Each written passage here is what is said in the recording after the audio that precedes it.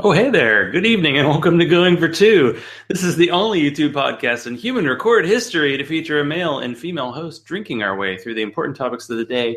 Sad face. As long as they touch the football world and not in that way.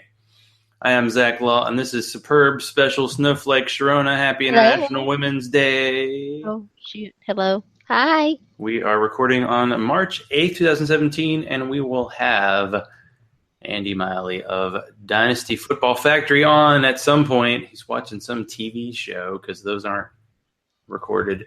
Anyway, we'll get him on and we'll talk about that.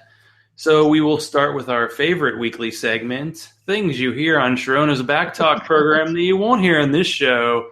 You're completely useless, and do you have no moral center? That is... Oh, Bob. Yeah, I was talking Maybe. about Senator Bob Corker.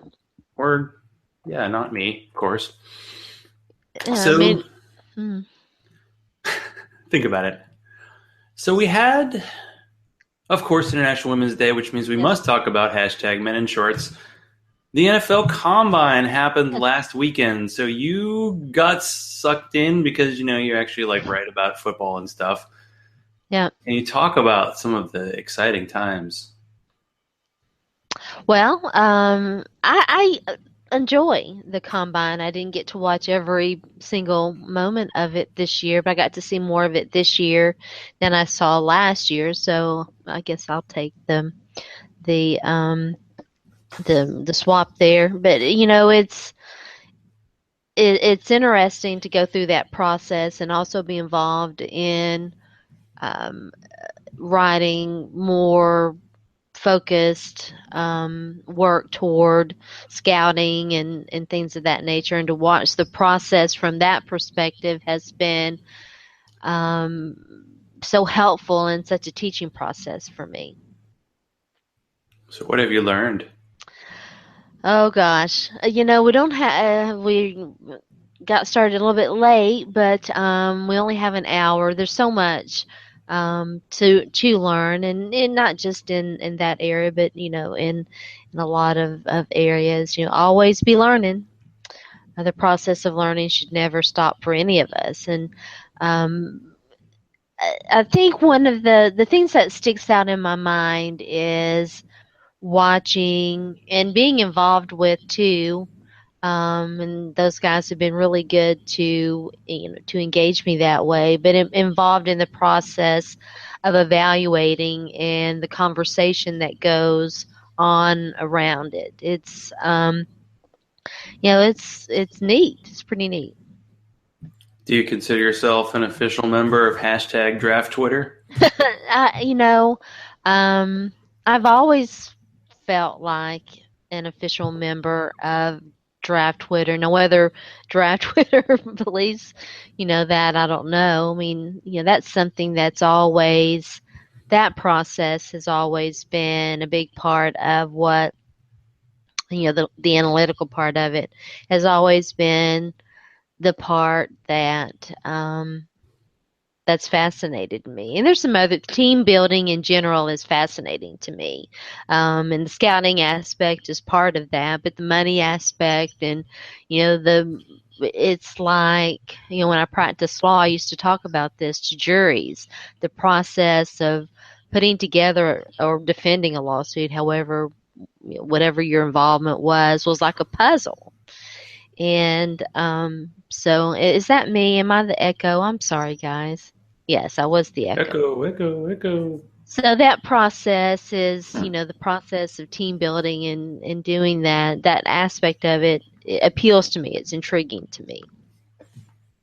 Well, yeah, it's not even how a player turns out. It's like, yeah, how does that player fit in with the team? And when the pick comes up, is the value right?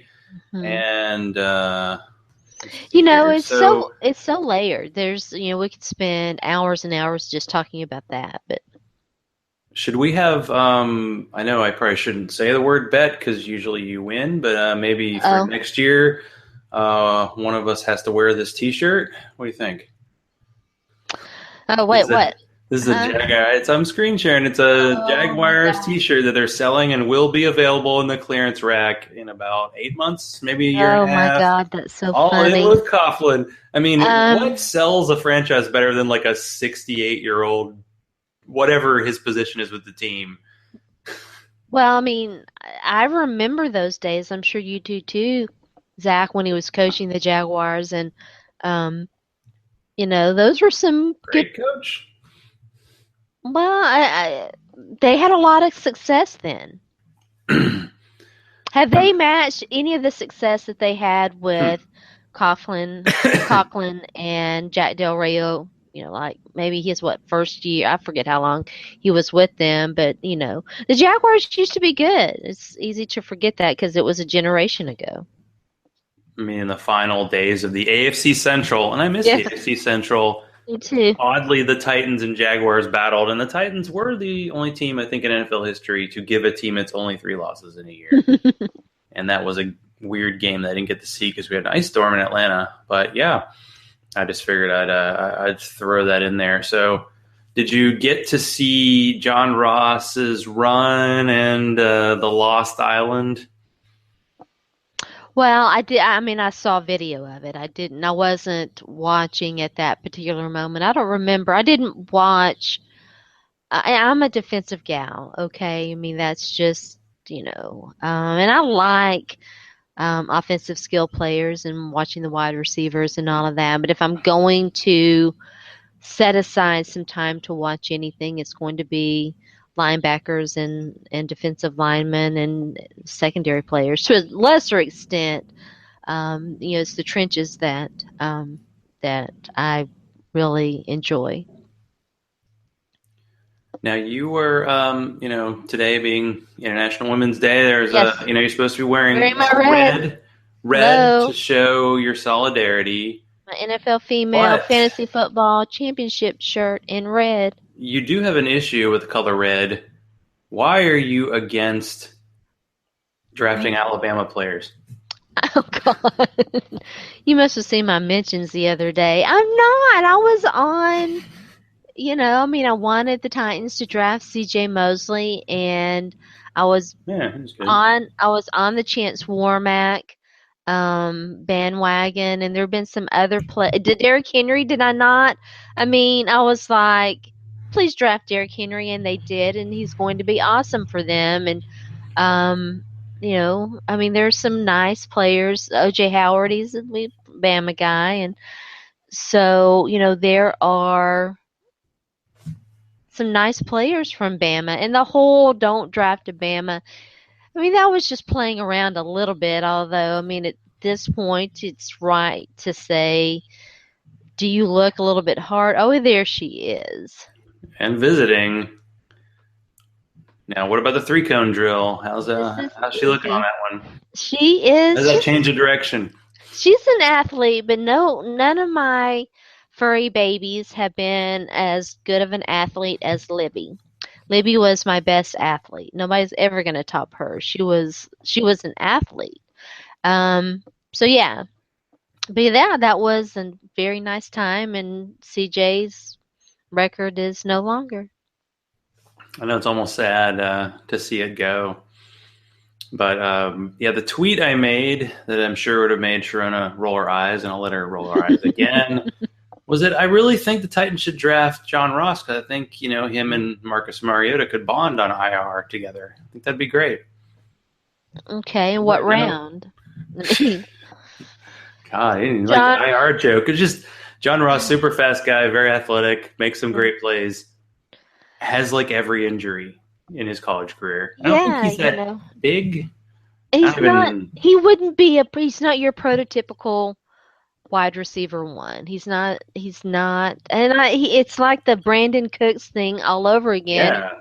Yeah, Everybody's like, "Why don't you want Brandon Cooks?" It's not that I don't want Brandon Cooks. It's just that I would not personally. I mean, think Kendall Wright. If you're going to use a first round draft pick, get that guy. Get a Julio Jones or possible or I just and it's nothing against these these little you can play more than a speedy guy in the slot. And this whole notion that, oh, he's a speed guy, put him in the slot kind of thing is backward thinking to me. It's not just that. You can do a lot with the slot that doesn't, but that's certainly one way that you could utilize his talent. It's just, I don't know. I mean, this is one of the fascinating things about the conversations that I have it inside the pylon, is that it's okay that we don't always agree on that, and we don't. It's okay to not agree on those things. It's the process of coming to some sort of consensus that is important. Yeah, the Brandon Cooks thing is fascinating, because I do wonder, I think, as people actually look at the Titans, go, does he really fit? And would a guy who actually is complaining about knocking the ball much they throw it more than most teams, Saints offense, go to the Titans, who run the ball more than most teams in the league? Okay. And by the way, since we're talking about it, and before Andy joins us, let's go ahead and make my big announcement that I haven't made. Two. She didn't tell me. I did. You weren't paying any attention to the Twitter machine. The first thing is, I tried. Next week you're going to see me with different hair. I'm going to, this is new hair. I just had my hair did last Friday, I think. But next week it's going to be different. So I'm kind of excited about that. And the second thing is, since we're talking about it, and since I tweeted about it earlier today, I wanted to announce that you can now pre-order the 2017 ITP Draft Guide. Let me retweet this now so that everybody can get that opportunity. I would have totally given that away, and that would have been ruinous for your reputation as someone who's attempting to produce a quality product that people can purchase. That's a horrible. I know there's one time I didn't give away a secret, but I understand. But I already said, you tell me a secret, I give it away. You can't keep a secret for shit. You can't. It's all right. It's part of your charm. Your hair did 2 weeks in a row? Well, I'm going to do... Here's the thing. And people have been... Oh, hello. People have been kind of laughing at me about it. I go to a hairdresser who is a friend of my sister's. And so she's great, but there's that relationship, and because she's known me for a long time, and kind of has that I don't want to say motherly, big sister attitude toward me. She was not going for the whole let's go blue or purple thing, and so I'm going to do it. So when you were sharing stuff, hair colors, options, I saw it, I was like, wait, they do have more color? Yeah, it used to just be, these are colors that hair usually comes in, maybe slightly, more emphasis, and then it's like, yeah, you can go silver, purple, or Titans blue. No, maybe we'll see. Well, big orange? You going big orange? Maybe not. Let me see if he's the blue that I chose is sort of a silvery Columbia blue. You should say that for opening day, So, well, yeah. I mean, I'll keep the purple for a while. This is what? This is March, so I'll keep the purple for a while, and then I think I want to see how the purple does, and it's a little bit, it'll blend in maybe a little bit better. Oh, hi, Iggy. Iggy's wanting me to feed her, by the way. She's. Our cat's coming about 4:30 for the 5 o'clock feeding. Yep. That is how it is. Did you say Andy was coming in or nah? I'm not seeing a message. Hi, sweetheart. So I'm guessing overall, because you've been not team draft a tight end early for or draft a wide receiver early.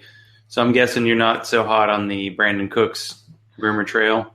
Well, I mean, I still think 18's a lot, and they took him toward the end, if I remember correctly, it was like 28th, maybe 29th. I mean, I know he was a first round pick. I didn't know how high he was, but It was no. In fact, let's look that up. Let's not I go on. mean, like if you take a player in the middle of the first round and they're like a Pro Bowl level player, I feel like even then their trade value isn't that much because the Titans would have to give away a first round pick, and then he's in like the second to last year of his rookie deal.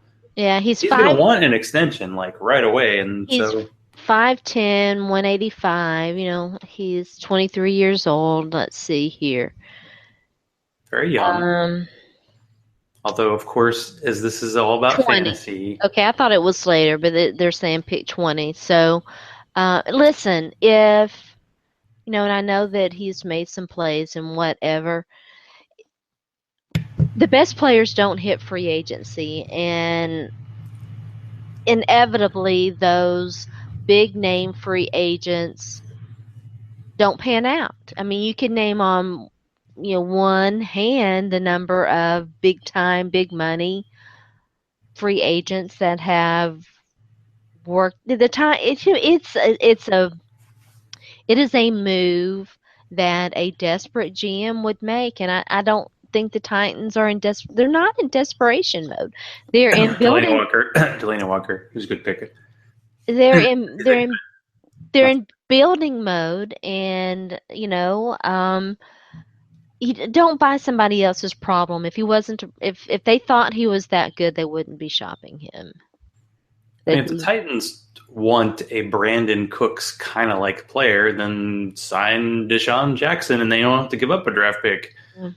I mean, you probably wouldn't have to pay him as much. Yeah, it's like not only do you lose a first round pick, then you have to pay the guy, free agency money at least within a year. But I don't know. It's one of those fascinating like free front office type deals. Because the Saints obviously have Mike Thomas, who had a great rookie year, and it sounds like they're about to give Willie Snead an extension. And they usually don't have super high-end receivers with Breeze anyway. They like Tom Brady. Yeah, throw anybody out there, he'll be fine. So, but the fact that they were like, apparently the Patriots offered their first-round pick, and they turned it down, and then they publicly said that the Titans offered or turned down the Titans' first pick or the second pick. It's like, I don't believe that. To trade him at this point. Like, I don't believe that. And a Saints guy came in and said, "Listen, they'd take an 18 in a they'd take it. If the Titans offered an 18, they would have taken it. It's super valuable pick. I do see Andy's face. I don't hear him, and he's on mute. So I'll wave. Are you there? Come on in. Give us some quality 80s rock music. Come on. No, nothing. Let me see here. Say joined group chat. Let me go ahead and say hello on the chat in case. Whoop. Live podcast, YouTube, radio, y'all. This is how it goes sometimes. We're going to get Andy on because we got to, talk a draft. Man, Dynasty Blitz, by the way, the number one original Ask Your Fantasy Football expert. Okay, so back to the big announcement. So this Inside the Pylon. Mm-hmm. Oh, I'm sorry. I've got him. The Inside the Pylon draft guide is going to include yours truly writing. Yeah. Now we hear you. They just knocked over a long time ago. Knocked over a garbage can, apparently. All right, I muted him real quick. There so, I see him. I contributed to the fantasy section, and you can check out my IDP defensive lineman and linebacker. Oh, using the webcam? Okay. Oh, there he is. Can I be heard? Hey, Andy. We can hear you. All right. This looks familiar. I believe I've seen this room before.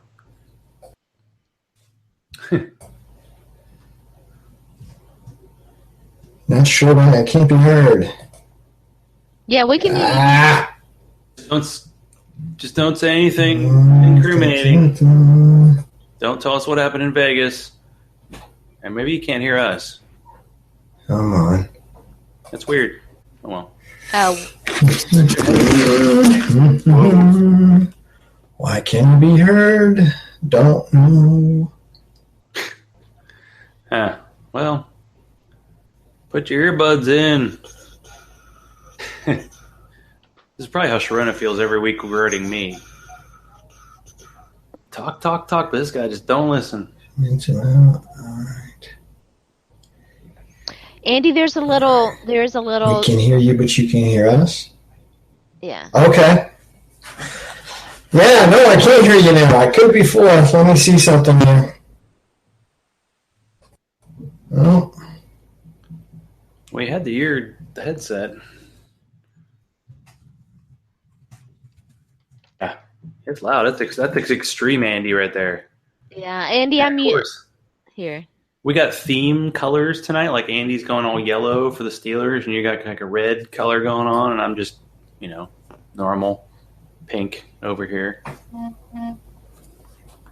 Let's see what happens when people talk. Screw thing. There's a screw thing in the settings. Check my settings. All right. Top of the window. All right. Oh. It says mute microphone, turn camera off, adjust bandwidth settings. Be under settings. Yes. Yes. See. Communications. Mucho gusto. Yes, settings. Communications. Speakers. It's a good time for kitty dance intermission. No. She's looking at me like, sorry, where's guys. my food? All right. Yeah. Communications. We've had him on before. I don't know if it's headset because it's been a while. I have you. You got me? Yes. Okay. Awesome. Okay. Well, hello. Welcome back to the show. Yeah. Thank you. Nice to be here. So you were the first Ask Your Fantasy Football expert interview, and you're a returning champion and former sole proprietor at DynastyBlitz.com and now scout and writer for Dynasty Football Factory. Welcome to the show. Now, we've been talking a little bit about the Combine. I heard someone say that this was the best Combine ever. Do you agree with this assessment? Combines are combines. They had some of the best athletes, I will say, especially at tight end, at pass rushers, the edge guys, and some of the running backs. I mean, the quarterbacks are junk, but we've known that for a while now. And when I say junk, I don't mean meanly, but I'm not really convinced that anybody is going to be making an impact anytime soon. So anybody better than a Landry Jones? Getting a echo. I think anybody's better than Landry Jones, but I'm a Steelers fan, and I can't stand. Shouldn't say I can't stand him. I just don't really care for him all that much. So do you have a favorite day? Oh. And I am getting an echo, and it's probably because you don't have the headset on. I don't know if that you couldn't I'll throw the headset on. I don't know if it'll make a difference. Does this make a difference? Let me just say something and see. It looks like, yeah, it's working. Yay. Okay. Sorry, just the echo part. We've had this before. It's a staple of the Hangouts. But so Sharona earlier said that she likes scouting the defensive players. What about you? You like pretty much to cover the gamut? Yeah, no, I actually like the defensive players a little bit more. Myself, I was never an offensive juggernaut. I played center. I played guard and a little bit of tackle. Yes. So I played inside and outside backer, and I played defensive end. So I enjoy those positions. The trenches is where it's at, baby. Yeah. Yep. So do you have some of your favorite combine, like winners and losers by round? And don't say Josh Norris. Oh, that was horrible. But then again, I remember several years ago when Cecil Lammy, him and Sigmund Bloom, they did their combine where they actually looked worse than Josh Norris did doing some of the events at one of the prep places. Jamal Adams kind of disappointed me with what he performed on the field, but from everything that I've heard is he was like a huge leader. Like basically when he stepped into a meeting on the field, like all the defensive backs were just like, what do you have to say? Tell us how to do it. I guess he just has a real presence, and he could be one of those guys that you get into a defense and he can actually be a great gel to make the entire defense a lot better. He was one of those guys. I like that Obi Menafal. I call him Obi Winning. Obi Winning? Okay. No, that sounds good. It's Winnafawu. Funwu. Obi Winnafunwu. But what, 6'4", like 200, 220? Yeah, he's in fact, I'm writing about it. Let me pull it up. I'll tell you. Was that the Yukon guy? Yeah. The Yukon guys. For some reason, Yukon guys blow up the combine, and that's... Don't even mention Bleedy Ray. Oh, yeah, Bleedy. He was on somebody's roster, at least, I think he's on the Dolphins, isn't he? Yeah, I thought. That's the thing. Like, you see all those ex-Steelers. Actually, dang, the name just finally came back to me. Later we'll be talking about, our favorite draft busts. But I remember Limas Swede and the days when, like, the Steelers couldn't draft. They drafted receivers for a while about as badly as the Titans did. But now I remember Titans Steelers fans receivers wanted everywhere. Him. I was like, please no. Please, God, no. Let's see. Oh, here we go. So Adams, he was the LSU. He is 6'4", 224. Yeah. Yeah. No, Melifonwu. It's Melifonwu. And he had a fantastic career at UConn. Right. He was a 4-year start, I believe. Yeah, he was. Yeah. Recorded 221 total total tackles. Awesome. 11 tackles for a loss, no sacks, 8 interceptions, and 2 forced fumbles. It's forced fumbles, so this was one thing that I noted. The first year, his freshman year, and he did never have another one. But anyway, and let's see. Yeah. He sucks. Just like Reuben Foster, right? No forced turnovers, and then got his butt out. Dick, listen. Dick LeBeau was down at Bama's Pro Day. Oh, yeah. Yeah, we talked earlier about how, Sharona made a comment about don't draft Alabama players, but there are just so many draftable guys there. They can't all be busts. Listen, you guys, I had a super serious Bama fan in my mentions, like, taking me so seriously and, like, they're not all bad. It was just really that one who is such a colossal bust. Dude, sorry. Well, defensive backs, they seem to be okay, but the one thing you hear about how Alabama practices, they beat the living tar out of each other, that once they get into the NFL, broken down. They just kept on that physicality that they don't last long. Well, there are 2 highly drafted. I think they were both first. DJ Fluker was taken in the later part of the first round, wasn't he? I feel like Warmack and Fluker were like back to back. Sorry, guys. Remember Jonathan Cooper and Warmack, the best 2 guards in the draft since the 80s or something. Cooper, I don't even know if he's in the league anymore because the Patriots had him, but it sounded like he got one of those released. guys on a bunch of rosters last year. Yeah. He's a second-round pick. Of course he's talented. And everybody's like, you get him into camp, you're like, oh, wait, I don't know what happened here. Yeah, Yeah. at least now he went to the Cardinals, and the Cardinals are a pretty stable organization right now under Bruce Arians. So, in Chance Warmack's defense, and maybe he won't ever turn out to be anything. I mean, look at Michael Orr, who is doing pretty well in Carolina. The Titans' offensive line coaching staff kind of stunk there for a little bit. Yeah, very much so. There's been a history.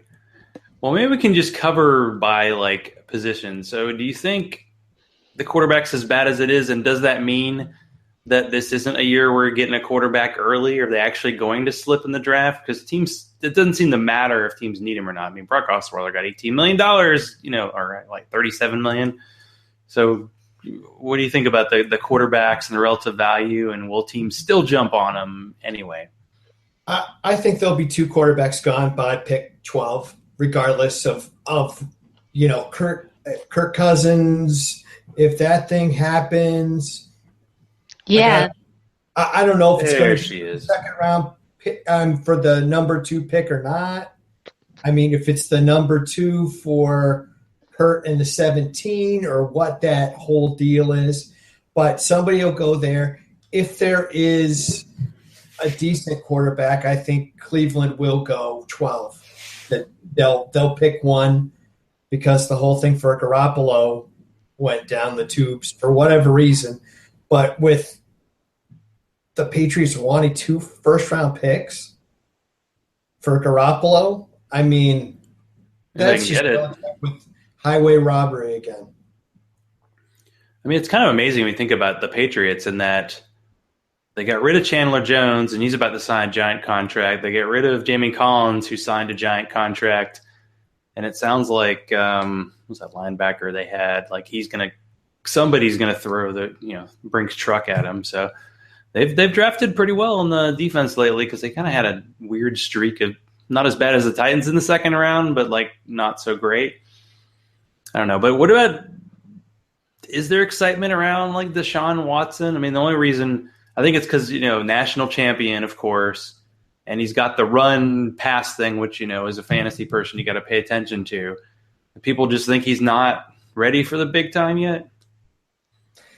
Well, he doesn't have a lot of pocket presence to stand in there and deliver the ball.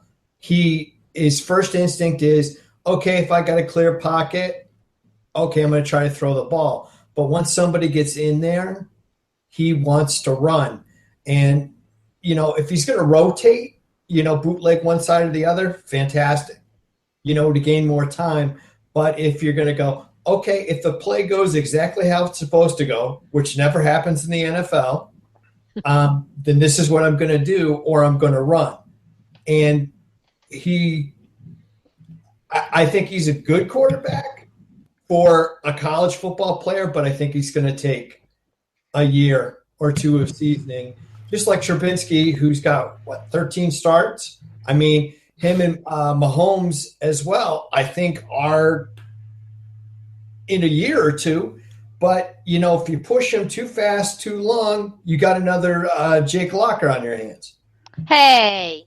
I'll take too soon, but what I'm saying, I should have worn my jersey. I'm messing. It's okay.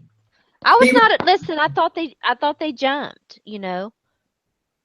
Clearly, I mean, that guy drafted behind him wasn't any good, so that's all right. But it was a bad year. It was definitely a bad year for It was a very bad year. Yeah, it's almost as bad as that Geno Smith, EJ Manuel quarterback year. And that, oh my gosh, talk about crater.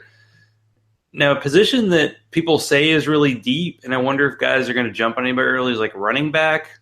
Sounded like Dalvin Cook and Fournette didn't exactly blow things up. Who are some guys that you just thought really, turned heads at the combine this year, the running back?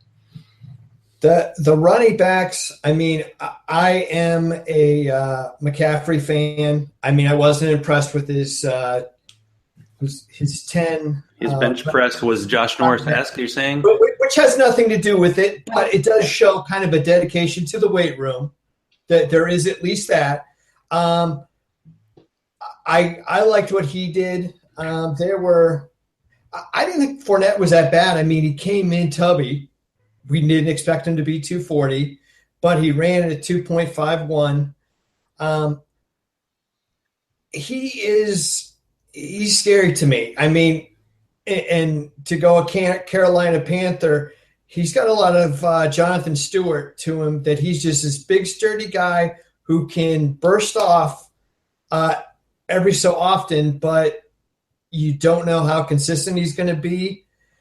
I think I like Dalvin Cook, but yeah, the measurables are junk, and it's always the film work versus the math work stats guys and how they go. I have a degree in accounting.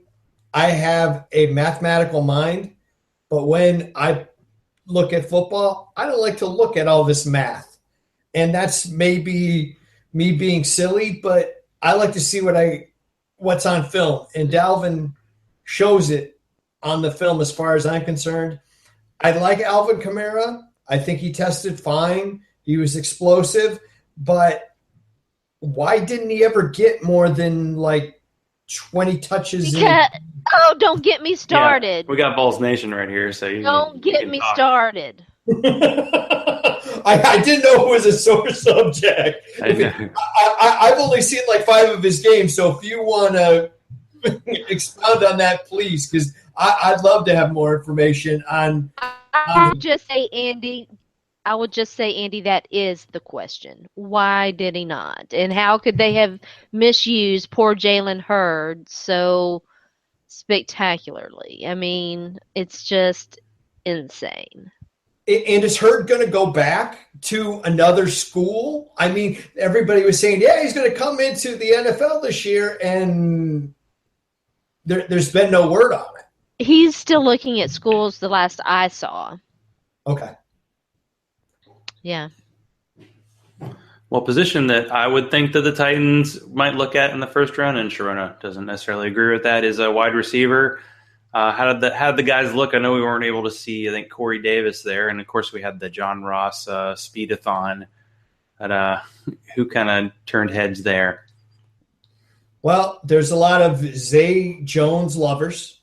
And the thing, I like Zay Jones, but, with him playing in, what was it, Eastern Carolina or no? East Carolina Panthers, baby. Okay. Well, it's a Pirate. But ECU. Okay.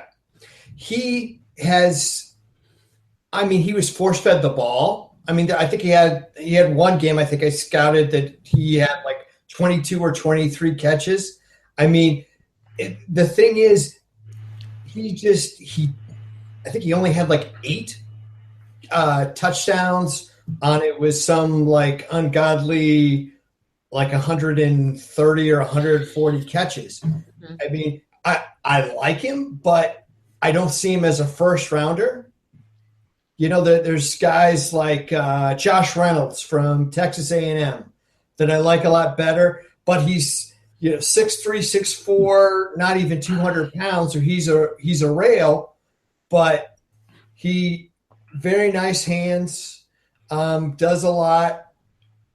I really want to. I mean, I'm a big. And I apologize. I've had 15 concussions. I don't have the information in front of me. But Corey Davis, the guy from Western Michigan, I really like his game. But it's the MAC, and MAC players don't always transition right away. It seems like it takes them a little bit. I mean, Antonio Brown, one of them, that he did very well in the MAC, but it took him some time. Yeah. I think Corey Davis, with his injuries and everything else, he could drop, and that might be somebody that the Titans should look at, because I think he could be a good player. Yeah. I mean, I think that you can get I think you can get what is equivalent to this year's first round wide receivers. You can get them later in the draft, and you can get a Brandon Cooks later in the draft. My opinion. Brandon Cooks, y'all. Yeah, not team Brandon Cooks over here. It's not that I'm not team Brandon Cooks. It's just I want to try to maximize the value of that 5 and 18 as much as possible. Yeah, it doesn't seem to be what we call a value.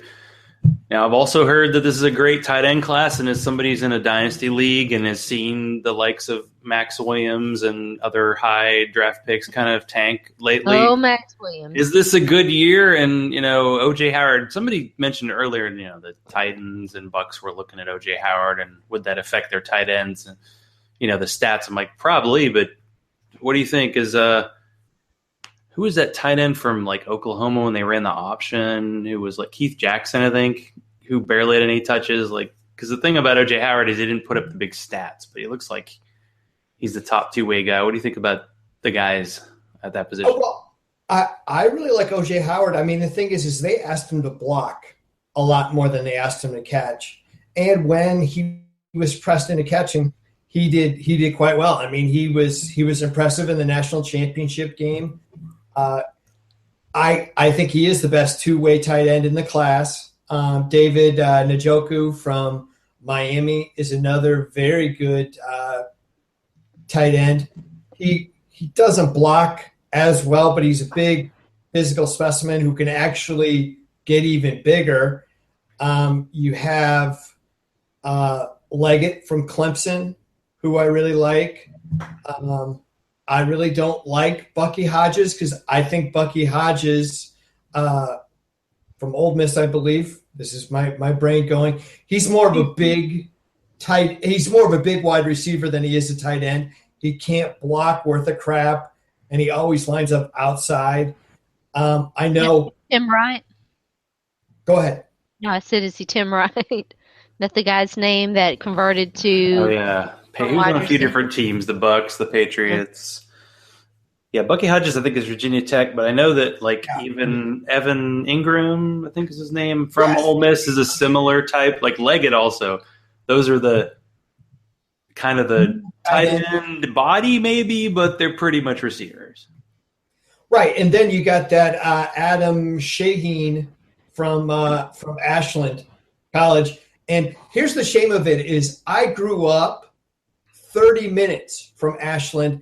I called my mom. I called my old athletic director at my high school to try to – does anybody have more film on him than anybody else? Nobody could help me. And I was like, wow, just the next county over, and I couldn't even get any help. But from the limited film I've seen on him, I mean, he's a big kid, raw as all get out. But I think in a year or two, especially the Titans that don't really need somebody to step up right away. You could groom somebody. They still have Jays. Yeah, I know. The Jays. Don't give up, Jays. Don't Super give up on us, baby. Yeah, I was wondering if the guy from Ashland would be like John Stallworth of the Steelers. Like one of the reasons why they got him in the draft because he had like one thing of film and they just kept it and nobody else had it. So because he was at like Alabama A&M, it was very obscure in the 70s. There wasn't much film passing. But yeah, was it Division II, right? And the guy's like running past guys and he's like 270 pounds. And I mean, I'm intrigued in O.J. Howard to the Titans just because I like the idea and it fits with their philosophy to have two-way tight ends. Mm-hmm. And as much as Sharona loves him, Delaney Walker won't be there forever. But he could still play 10 more years. I mean, 4 years. Wow. But as a tight end, I mean, physical. He's older, but he wasn't a full-time player with the 49ers. So yeah, I feel like he's probably gonna give me a few more years. I don't know if he's gonna stick around. How long did Heath Miller stick around? Heath, come on, just to just to give you.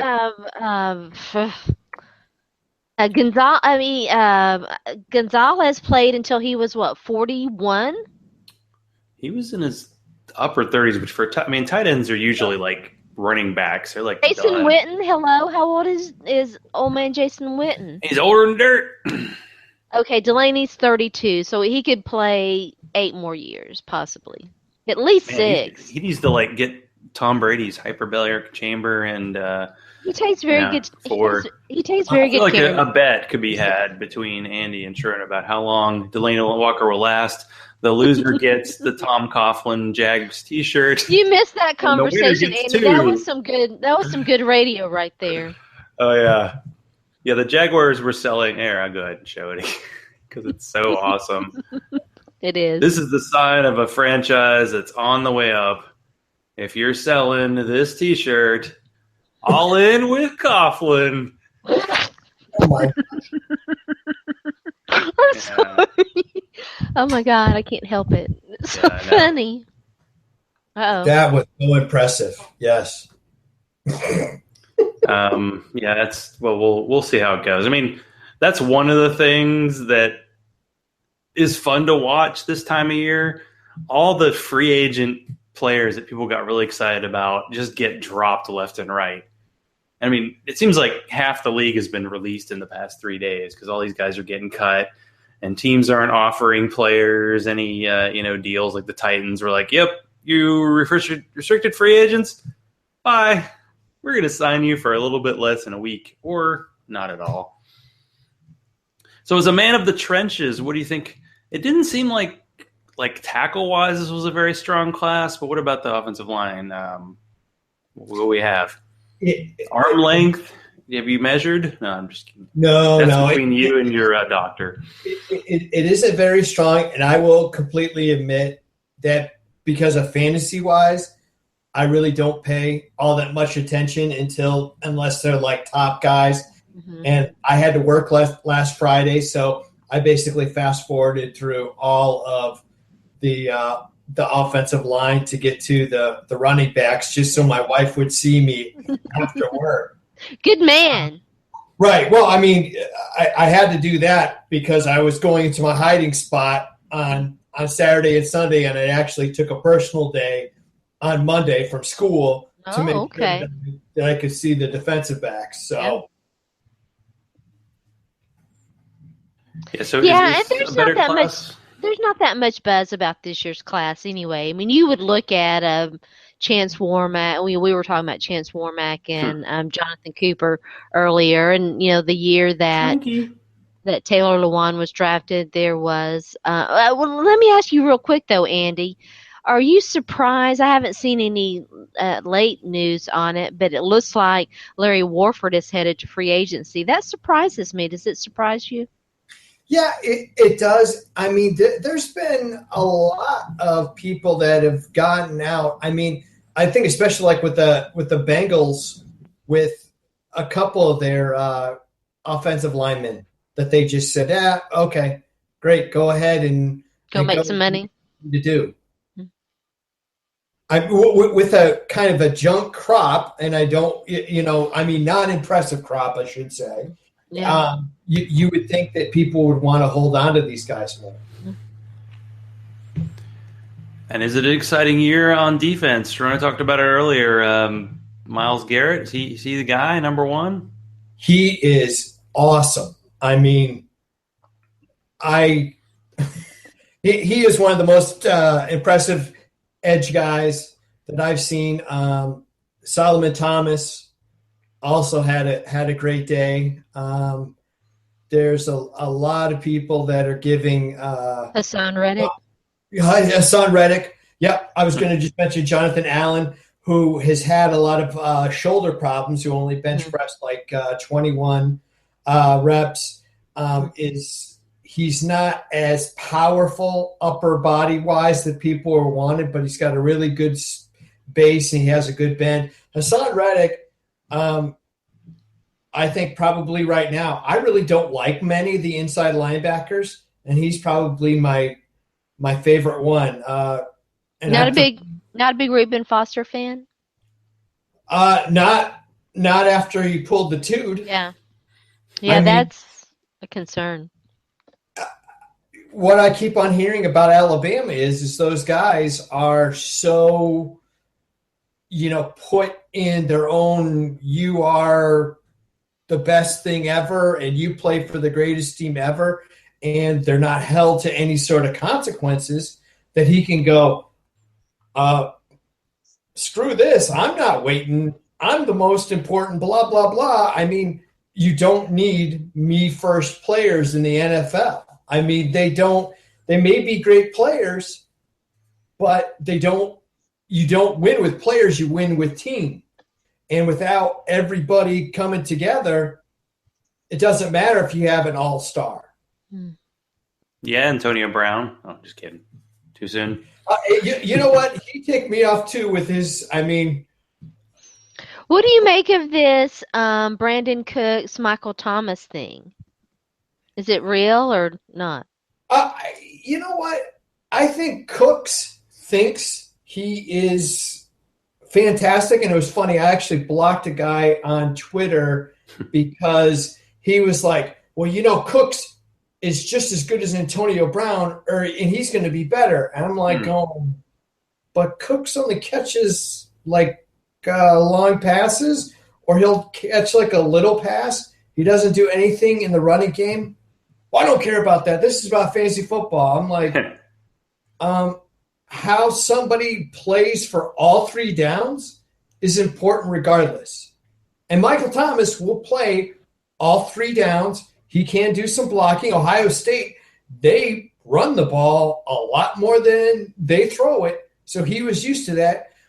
Cooks he just seems to be more of a me first kind of guy. And I mean, and most wide receivers are. And getting one game that he didn't get any targets whatsoever. I know he's fired up about. And I think he had another game he only had 2 targets. So, you know, you have to wonder if it's Drew Brees that wants him gone. Well, I'm sure whatever Drew Brees wants, he gets. I mean, you heard the whole, Jimmy Graham. Well, we wanted to keep him. I think truly, if Drew Brees wants something to happen, it happens. Yeah. Yeah, I mean that was my whole thing. I mean, he's a nice player. You can do some nice things with him, but he's not a wide receiver. He's not a wide receiver one. He's not that guy like you were talking about. That to me, and I think that the Saints overdrafted him. Oh, I agree wholeheartedly. So since I was just going to say I wouldn't take New England's 32 and a 4th rounder for him, though. Yeah, that was interesting. The Patriots being interested in him just because they seem to just grab whoever at outside receiver, and they're fine. Chris Hogan, come on! He probably still have nightmares about that. Too soon. Well, they just traded for Dwayne Allen. I didn't see that, but yeah, someone was trying to make a guy in my Dynasty League wanted to. He's the guy who kept trying to jokingly trade me Ray Lewis like during his entire career because I wouldn't want. I mean, yeah, Ray Lewis was a great IDP player, but less great human being. And since I've had C.J. Mosley on my Dynasty roster, this guy's been trying to trade for him, and he's already offered me Dwayne Allen for him. Like, okay, that's it. That's a interesting trade, and just that. Gronk coming off an injury, and they just signed him to a big deal. So obviously the new GM and Indy's like, you're not that good, RoboCop.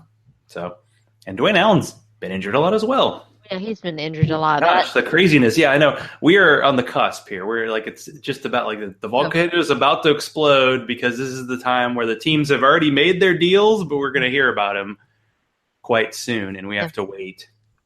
So the defensive guys, at pick 5, if the Titans are going defensive back, say cornerback, safety, who do you think they should get, and is there a guy who's actually worth a pick at that point? Yeah, Jamal Adams from LSU is worth the 5 if he's there. And I don't even know. Well, didn't Jacksonville they signed Barry Church, I believe, or I don't know if that one is official. But whatever, okay. That maybe they won't go there. Now they have somebody for Cyprian, and that could be somebody. I mean, LSU not that far from Tennessee, obviously. That I think he would be a great fit, and that would be something that they could build their defense around because he can play free safety, he can play strong safety, he can play slot cornerback if you need him to. But he's not overly quick to do that. But that's what I was just. You read my mind. You saw my little mind bubbles going. But he's really not that fast enough to do that. Right. I mean, it's. I get that, and I get that argument, and I understand that he's a good player, and I am concerned. I think you have to look at the combine numbers. You put them in perspective, and yes, the tape is king, and all of that.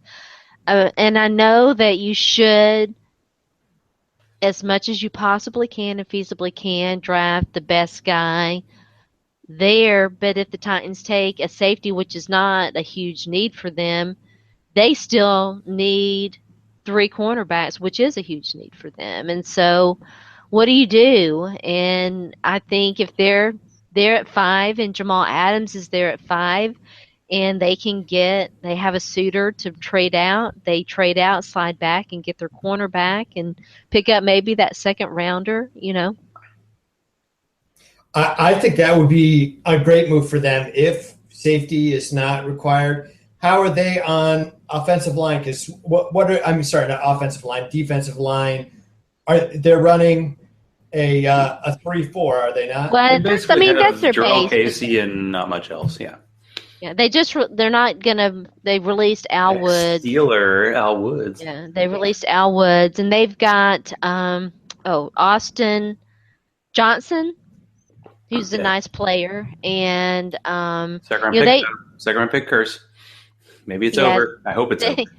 Well, Kevin Dodd. Defensive line is they could stand another pass to get another pass rusher in there, even though Brian Orakpo had a great year and Derek Morgan's good too. But they've got Avery Williamson, who they're going to have to decide what they're going to do with him, and Wesley Woodyard, who is, I don't know 33, 34 years old, and those are their inside linebackers.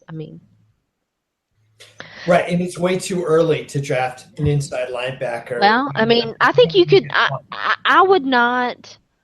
I know a lot of people, and we don't have time to talk about this whole linebacker isn't a premium position thing that drives me nuts. I too am worried about what happened with Reuben Foster, and it's a huge concern. Don't get me wrong, but if you just looked at the play on the field and who else you can get in this linebacker class, I think Reuben Foster at 5, it doesn't concern me nearly as much as Marshawn Latimer at 5. Right. Well, and Latimer, he's got some injury concerns that I've heard, and he hasn't. I think he's only a 13-game starter, if I'm not mistaken. Well, let me pull it up again. Isn't he the red shirt sophomore? So he's only played 1 year. And that's a problem with Malik Hooker too. Yes, the Ohio State safety. Yes, that it is. Only has one, and he's not even competing because he's recovering from some kind of soldier or something else. That's another scary guy that everybody's putting in the top 10 or top 15, and I'm like going, if you can't even get a medical on this guy, it's not.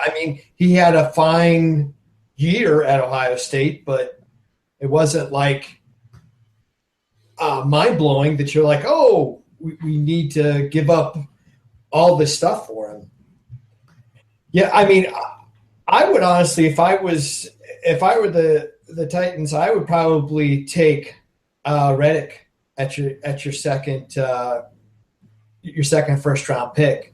If you feel that linebacker is a need, because he should be there. Because you pick at 17, right? 18. Well, he should be there. There's still some people that are mocking him to the Steelers at 30.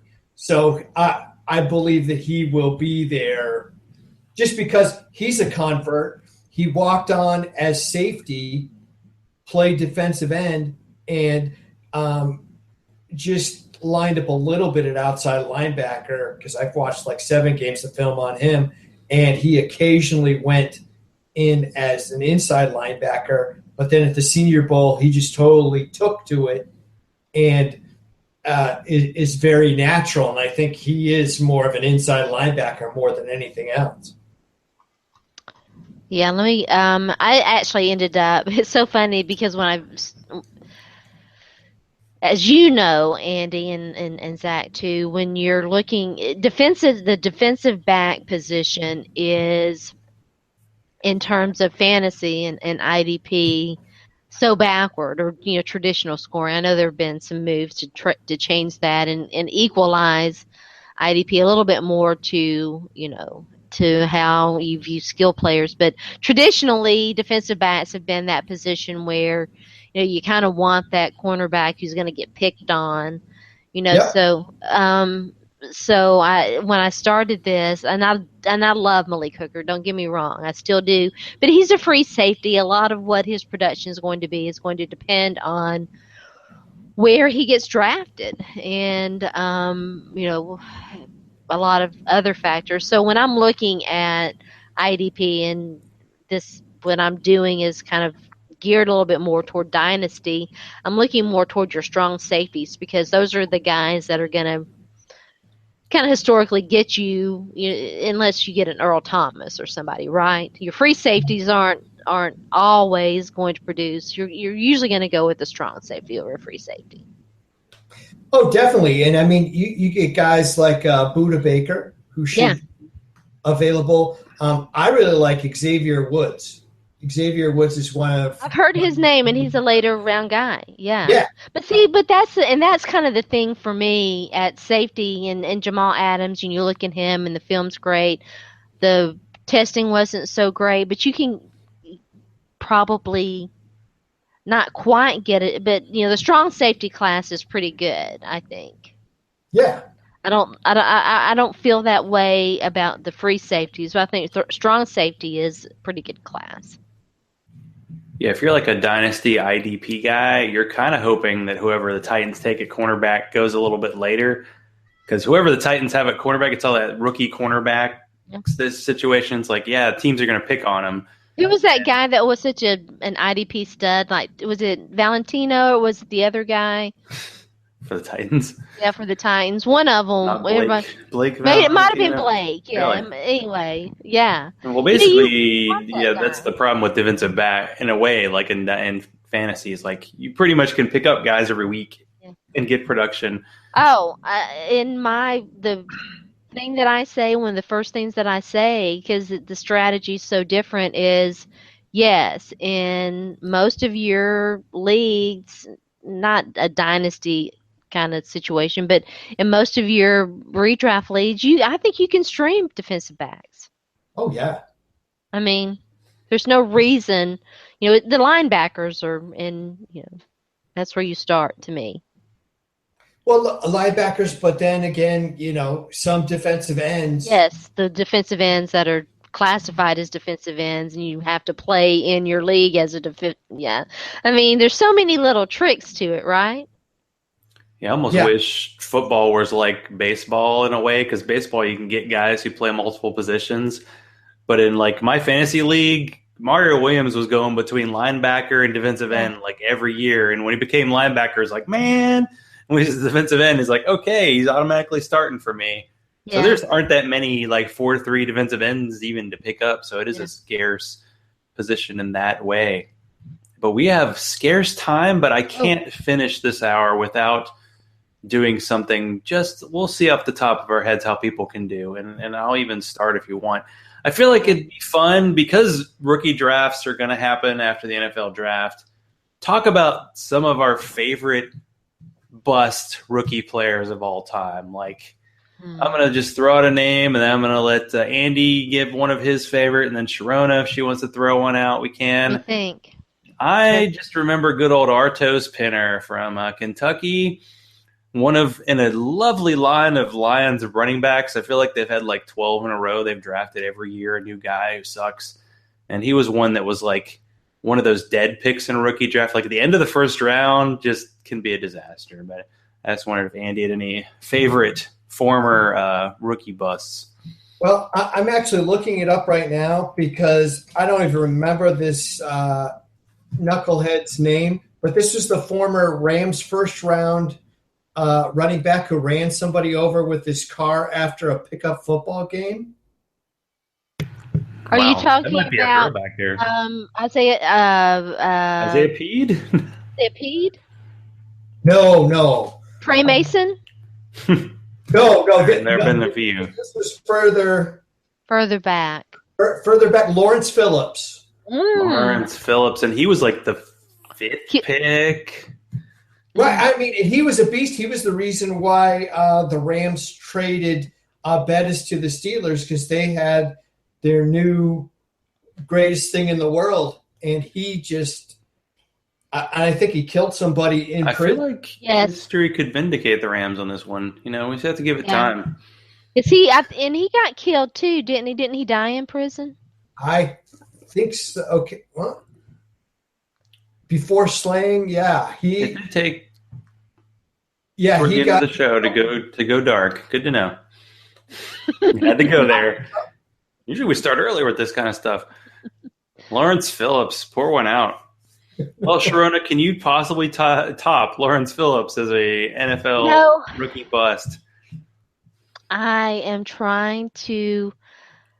Are we talking strictly rookie players who you have taken in a rookie draft or rookie players? Yeah, guys who were like first round kind of rookie pick types who just did absolutely nothing in their career, or maybe teased you with a little bit of Justin Hunter count, Cordell Patterson. I took him in a second round. Yeah, Cordell, he's still around. Actually, he's probably going to get Cordell Patterson. I thought Vance McDonald would do a lot better than he did. Put Monty Ball out there. It's I thought I was surprised with how poorly Monty Ball did. Trying to think any more wide receivers that I can't know. It's basically everybody the Titans drafted at receiver for about a decade. Yeah, that's pretty good. But not Tajay. He going to do it. That's why I'm taking Brandon Cooks because Tajay is coming on. You can't drop Tajay at the end of the show and expect me not to respond. I mean, right now the Titans have like Rashard Matthews, Tajay Sharp, and I think some guy they took in the 7th round like 2 years ago. That's about it. Trey McBride. Yeah, they don't have much. So they got bodies. Harry Douglas. I didn't know Harry Douglas. I think he's out of his contract. All right, so Andy, I know you it's hard to top Lawrence Phillips. There's got to be another one. A good name from history. I don't know if he was a first round fantasy pick, but he's Schuler. Who ends up going into the House of Representatives. I mean, what it's him and that guy who played Gopher on the Love Boat and Sonny Bono that somehow end up in the U.S. House of Representatives. I mean, this is America at its greatest, right? Well, who was Jesse Ventura? Yeah, governor of Minnesota. At least he was a SEAL at one point. Yeah. That was the weird. Yeah, Washington, I think, drafted him, and they took like Gus Farrat, like in the 7th round. And Farrat actually had a career until I think he headbutted a concrete embankment after a touchdown or something, and concussed himself. Andy's done that a couple times. He can tell you it's no fun at all. What about Mr. Warrior? Did anybody take Mr. I'm a Warrior high? Who's that? Oh, it was that tight end who played I'm a soldier? Played for the Browns. He was on the Jets for a while. Kellen Winslow Jr. He actually he got injured and he was okay for a couple years. And yeah, he definitely lived up to the hype. Then he was doing something in his car that he wanted somebody to watch or something. And this is Andy After Dark. Now we're kind of toward the end of the time, but I have to at least give Sharona one over it or nah. A subject we haven't even talked about in this show. I can't believe this hasn't come up. over it or not, the Bills' new head coaching staff removing video games from the locker room. Did you see that tweet? I retweeted. I forget who it was, but it was so funny. The Bills did some things today, and let me find it, and I'll even give credit because that's the kind of person I am. I think people have tweeted that, like, yeah, in 2020 or whatever the next head coaching staff, they're gonna bring them back. Oh, it was JJ Zachariason. He said, "Get fullbacks because they got a fullback. Remove Mario Kart, wins games, and of course the most important thing that they did was make up with my boo Tyrod Taylor. He's not getting as much money as I think that he deserves, but he gets some security, and he stays with the team that he knows, and he knows the players, and obviously he's got some cachet there, and so I like it. We'll see. I hope they have made the right decisions this time. Bless their hearts. I would say retaining their quarterback over the video games is probably a net win. So hopefully that's a good one for Bills Nation. So instead of beer of the week, I'm going to do here's co-host of the week. Thanks to Sharona, I have greater empathy for the victim over the NFL player who gets all the attention. Because of her, I will never be told a secret again. I don't know how I've maintained this friendship short of beer bribes and retweeting bad Titans beat writers. I'm glad you're here and happy International Women's Day. And I decree every day, #Sharona Day. Thank you.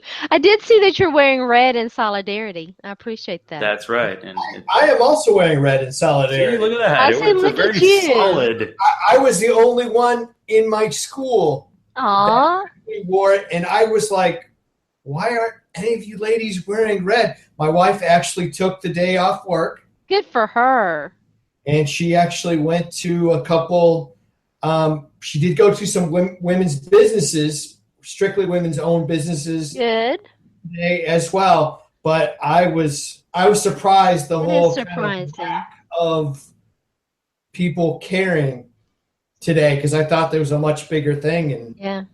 Where do you live again, Andy? I live in Maine. I live in Gardner, Maine, which is South Canada. Interesting. It's what? South Canada and Black Bears, right? And I hear there's good beer up there. Yeah. Too. But no, there is good beer, and actually, the high school team that I coach is actually the Bears as well. So. Oh, awesome. We'll have to get you back on to talk about the actual coaching experience, because how many people scout NFL players who actually are doing the coaching as well? So you really have to check the trenches out. So, Andy, tell everybody where to find you.